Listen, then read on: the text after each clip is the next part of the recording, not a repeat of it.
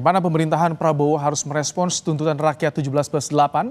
Kita akan bahas, saudara, bersama dengan anggota DPR fraksi PKB Daniel Johan dan juga pengamat politik UNER Erlangga Pribadi.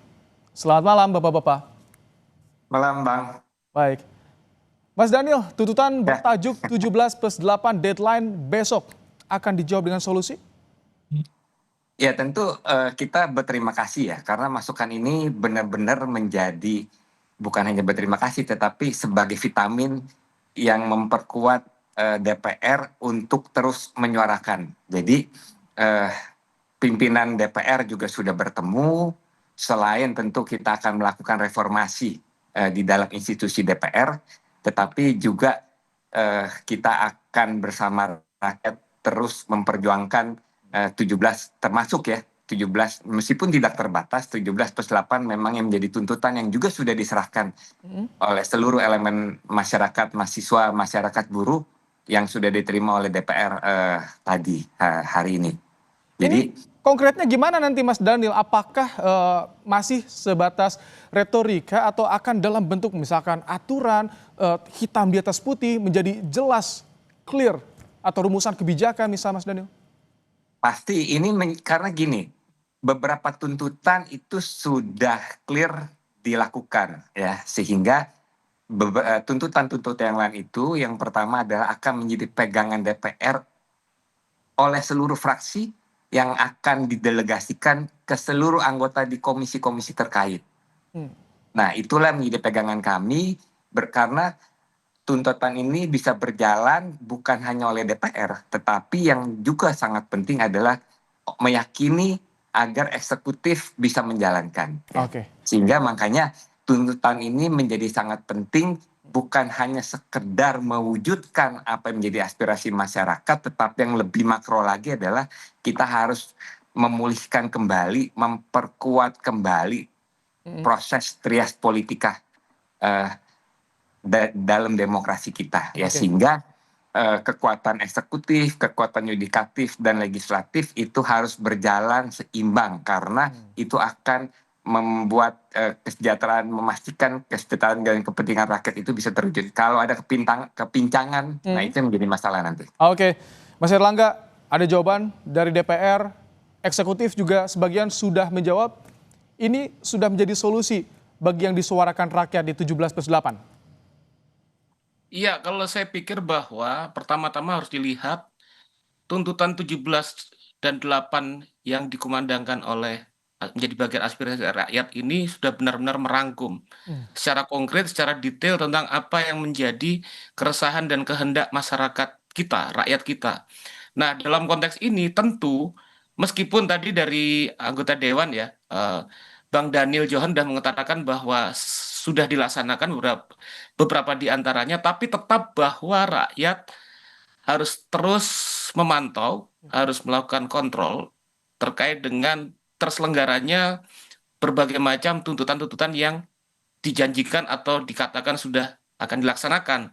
Karena apa? Karena memang sebetulnya kalau kita berpikir secara jernih tentang 17 dan 8 tuntutan, 17 yang segera harus dilaksanakan, 8 tuntutan yang 1 tahun ke depan harus dijalankan, itu justru memiliki menurut saya nuansa atau harapan yang positif dalam konteks untuk memecah kebekuan komunikasi politik antara elit dan rakyat dan juga untuk membangun suatu tatanan demokrasi yang baik, terselenggara dengan baik dan sehat, serta membuka kembali harapan rakyat yang selama ini mengalami problem-problem persoalan-persoalan ekonomi. Oke. Nah, oleh karena itu, maka tuntutan-tuntutan 17 dan 8 tadi yang memang penting dan krusial itu harus menjadi bagian dari tanggung jawab responsibility dari para elit, dari presiden, dari DPR, dari berbagai pihak, sehingga kemudian ada kepercayaan yang kuat dari masyarakat terhadap terselenggaranya kehidupan bernegara. Oke.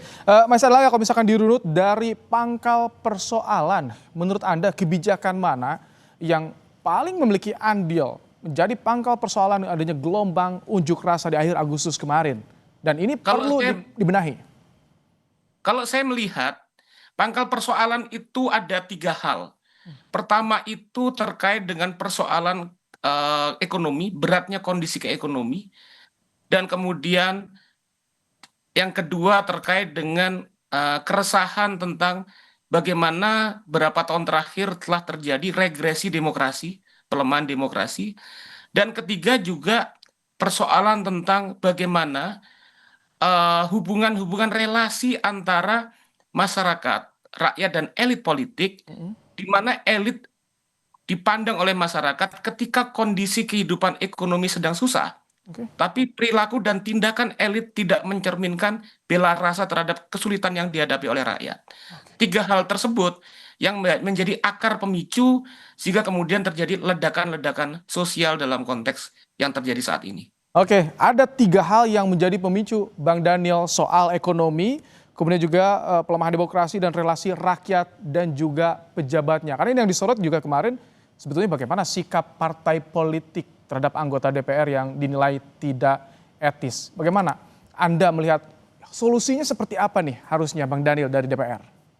Ya kami setuju banget ya, bahkan kalau PKB itu hari Senin kami sudah langsung rapat pleno, bahkan sudah ada perintah dari DPP untuk melakukan sejumlah keputusan yang harus dilakukan seluruh kader, khususnya seluruh eksekutif yudikatif yang ada di PKB ya. Jadi dan sebagian besar malah sudah sejalan dengan 17+8 tuntutan masyarakat ya. Dan kami sangat 100% setuju dengan Bang Erlangga bahwa masyarakat lagi susah sekarang ya. Sehingga kita harus benar-benar berjuang eksekutif, legislatif untuk empati. Bukan hanya empati tetapi kita benar-benar berjuang secara struktural, secara sistem, secara APBN bagaimana jangan sampai terjadi PHK secara masif ya. Nah, di kondisi seperti itu pajak jangan dinaikin dong, rakyat menjerit. Orang lagi susah cari makan, baru di PHK, pajak PBB naik, pajak apa Berarti Anda BPKB, setuju juga soal SNK ini naik. bekukan kenaikan gaji kemudian tunjangan Sangat DPR, setuju? sangat setuju. Kami sangat setuju. Karena itu sangat tidak empati terhadap masyarakat yang lagi sulit. Oke. Ada persetujuan dari Daniel Johan tadi Mas Erlangga, tapi kan di DPR bukan hanya PKB, bukan hanya seorang Daniel Johan, tapi juga harus melibatkan 500 anggota yang bagaimana ini mengarahkan agar mereka juga aware dengan kondisi seperti ini, Mas Erlangga? Iya, mau tidak mau memang harus setuju dalam kondisi sekarang gitu. Karena kita sama-sama tahu bahwa rakyat ini dalam kondisi sulit.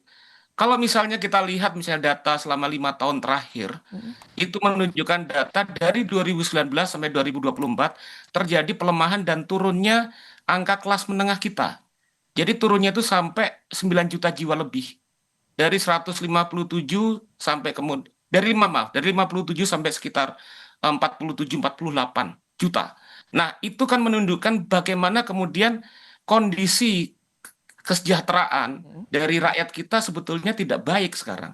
Nah, dalam kondisi ini maka kemudian saya mengistilahkan penting adanya bela rasa dengan tindakan-tindakan yang konkret gitu. Artinya kalau kita lihat kan sebetulnya pendapatan dari berbagai macam berbagai macam pos DPR kita kan sudah cukup besar gitu kan.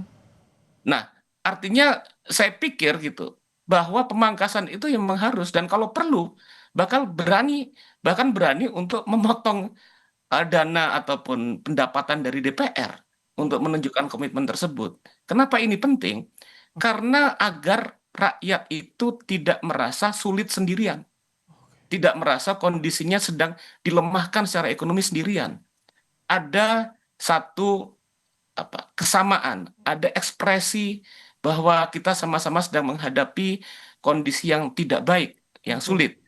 Dan saya pikir kalau kita melihat kondisi mentalitas masyarakat Indonesia, prihatinan apabila kemudian rakyat tahu Oke. bahwa elit sendiri juga prihatin, itu cukup memberikan nuansa positif bagi perbaikan kondisi kita sekarang sebetulnya.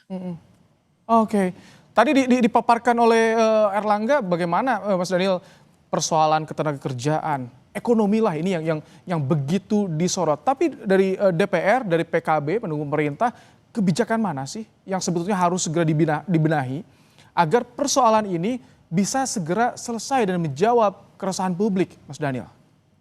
Ya, makanya kami berterima kasih ya dengan diserahkannya tuntutan ini ini sungguh menjadi senjata bagi kami di DPR ya. Untuk kami suarakan, kami perjuangkan di seluruh komisi terkait masing-masing ya. Beberapa yang penting, pajak terhadap rakyat jangan dibebani di tengah kondisi rakyat lagi sulit ya. Bagaimana semua nggak mau bangkrut, PHK terjadi di mana-mana, kalau pada saat yang sama pajak justru meningkat. Nah, sehingga kita minta nanti segera lakukan koreksi pajak. Contoh, saat ini dari Sabang sampai Merauke seluruh nelayan itu menangis, mereka diuber oleh pajak. Bahkan kalau mereka melaut misalkan, ternyata tidak menghasilkan tangkapan, mereka tetap dipaksa harus bayar pajak. Di tengah kondisi lagi sulit begini, itu menjadi protein kekuatan pangan kita, penghidupan nelayan jangan dipersulit. Itu salah satu contoh ya. PBB, orang lagi nggak dapat kerjaan, tahu-tahu PBB naik sekian ratus%. Itu nomor satu. Yang kedua adalah, ya secara makro saya rasa trias politika ya, keseimbangan. Ini sudah disampaikan saling ke kontrol. Menteri Keuangan nggak maksudnya? Karena kan tadi juga rapat ya dengan Komisi 4 Menteri Keuangan soal pajak ini. Disampaikan juga tidak? Soal Kalau petani PKB wajib tadi, menyampaikan. nelayan. Karena itu sudah menjadi, kalau nelayan saya sudah berkali-kali menyampaikan di Komisi 4. Jadi sudah disampaikan. Bagaimana jawaban pemerintah soal itu? Pemerintah ya banyak alasan, tetapi pemerintah harus lihat rakyat lagi di ujung tanduk. Kalau pemerintah salah langkah, salah melakukan kebijakan, itu akan menjadi api dalam sekam. Ya, kegagalan untuk mengelola kehidupan rakyat itu akan berdampak terhadap efektivitas pemerintah melakukan program-program dan kebijakannya. Ya. Sehingga saya rasa seluruh kejadian ini menjadi dorongan kuat bagi DPR untuk melakukan politik anggaran secara tepat. Oke. Kita tunggu bagaimana komitmennya, aksi yang konkretnya, karena rakyat tentu tidak butuh retorika semata, perlu yang nyata yang bisa langsung terasa. Terima kasih Mas Daniel Johan, Mas Erlangga Pribadi telah bergabung di Kompas Malam hari ini. Pak Erlangga, selamat malam. Selamat Maulud.